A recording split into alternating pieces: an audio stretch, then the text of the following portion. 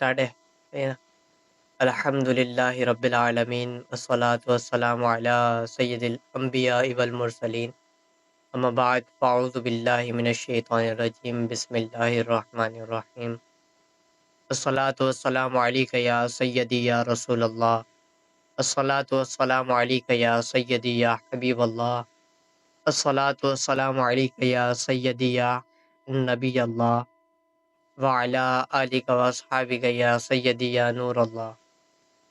तमाम सामाईन और नाज़रीन को अस्सलामु अलैकुम वरहमतुल्लाहि वबरकातुहू।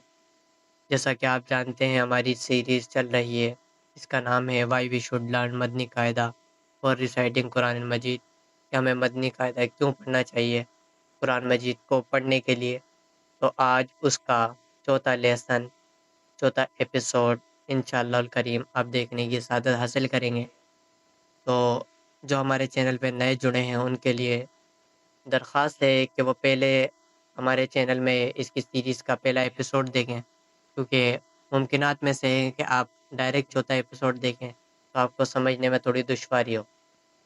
तो इंशाअल्लाह अल करीम हम इस तख्ती का बाकायदगी से आगाज़ करते हैं। मैं इस तख्ती में भी बिल्कुल मुख्तसर इसको करने की कोशिश करूँगा, क्योंकि वीडियो तवील हो जाती है, इसी वजह से मैं जो है आपको थोड़ा सा पढ़ के सुनाऊँगा, बाकी आपको खुद प्रैक्टिस करनी है।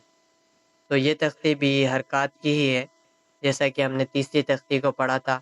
बस इस तख्ती में और उस तख्ती में फ़र्क ये है कि उसको हिज्जे के साथ पढ़ा था, इसको रवां के साथ पढ़ना है। और इसके लिखने में भी जो एक फ़र्क है कि उसको जो तरतीब वार लिखा गया था कि अलिफ बा ता सा, लेकिन इसके लिखने में फ़र्क है।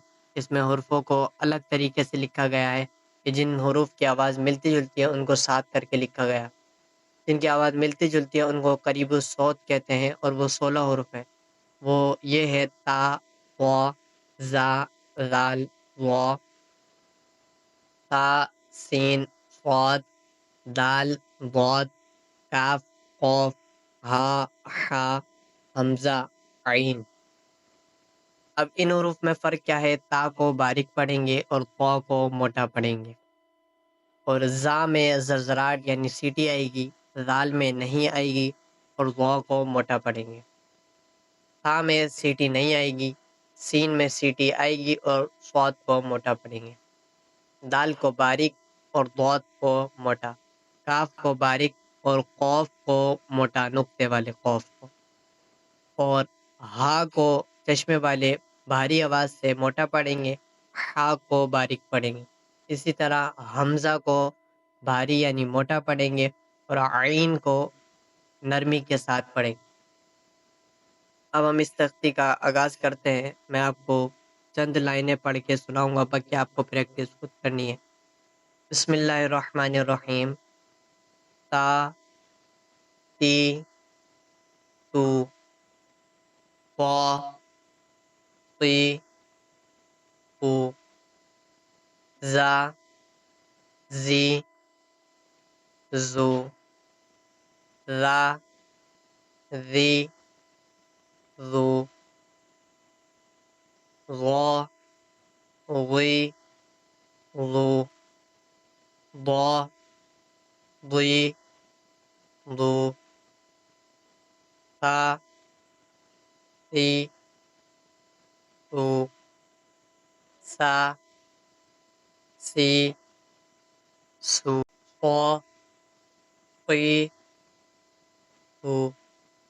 अब देखें इसी तरह हमें इस तख्ती को पूरा पढ़ना है। ये तरीक़ेकार का, इसका तरीक़ेकार वही है जैसे हरकत को पढ़ते हैं, यानी बगैर खींचे बगैर झटका दिए मारूफ पढ़ते हैं, क्योंकि ये हरकत का ही तख्ती है।